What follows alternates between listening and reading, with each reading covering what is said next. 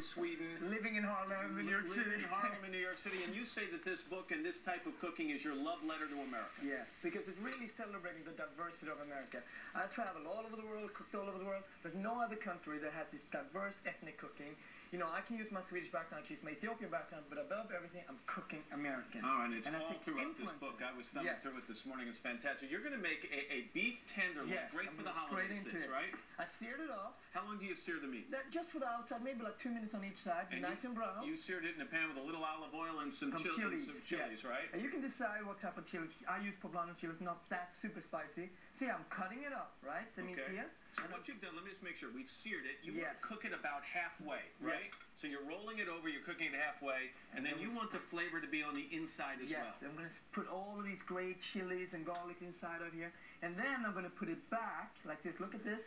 This is a nice holiday recipe, so you can actually take a little bit of time to make. Then I'm going to tie it up here. You know, have you ever tied meat? No. All right, this is it. This is the first time, right? So locking it up like this. This is what the butchers do, chefs do it in the restaurants all the time. So all the meat and the juices stays in there. Right. So follow me here. Boom. You go in there. That's how you tie the meat. Oh, so you just tie it around your wrist and bring it down and do about, what, about 2-3 inches apart? Yes. Perfect. Okay. And so that's what, you know, when you're a chef, when you're starting out, this is what you start doing a lot. So if you want to go back to cooking school, Matt, this is what you can do. Started cooking There you go. School. So you've got this combination of the chilies and the garlic and stuff. You put it inside. And now what are you putting on the outside here? I'm just putting some great spices, you know, mustards, a little bit of peppercorn. We're going to roast that for about 15 minutes in the oven. Okay, at what temperature? About 400. And you've got just a little drizzle, a little bit of olive oil. I don't know if you can see that at the bottom of this roasting pan.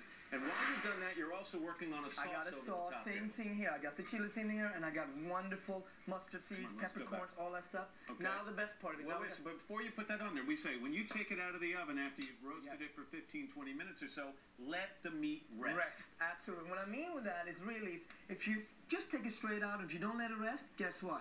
All the sauces, all the juice, everything you work with will land on the cutting board, and it won't be this beautiful, well-rested meat. So it means that the juices, all the flavor will stay in the meat. Right. That's what you want. And so this is a mistake you told me earlier that a lot of home chefs or home cooks actually make. And it's frustrating because you pay a lot of money for this meat, right? So you want to, you know, with this, a lot of good veggies. You know, we got artichokes, fennel.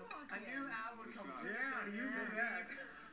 How are you? Good, Marcus. Hey, Marcus. And you know, we got lots of great recipes in there. We got apple cake. We got some popcorn. What is this popcorn? What's so strange about this? You know, I flavored it with a little bit of great cheese. I flavored it also with some chilies. You know, popcorn when you're cooking with the kids, you're cooking with your family, could be great to have inspired, flavorful popcorn for the game, for example. You know, I'll take some of this with me to the game. Are you a Yankee fan? Yes, I have to be. Yeah, you have to be. Yeah, I have to be now. I don't know that much about, you know, I would say Arsenal. No, I don't know that much about baseball, you know. Are you a Yankee fan? No, Arsenal. New American Table. Marcus, always great to have you. Thank you so much for having me. Good to see you. We're back at your local news and weather. I saw Samuelsson. Your day is today.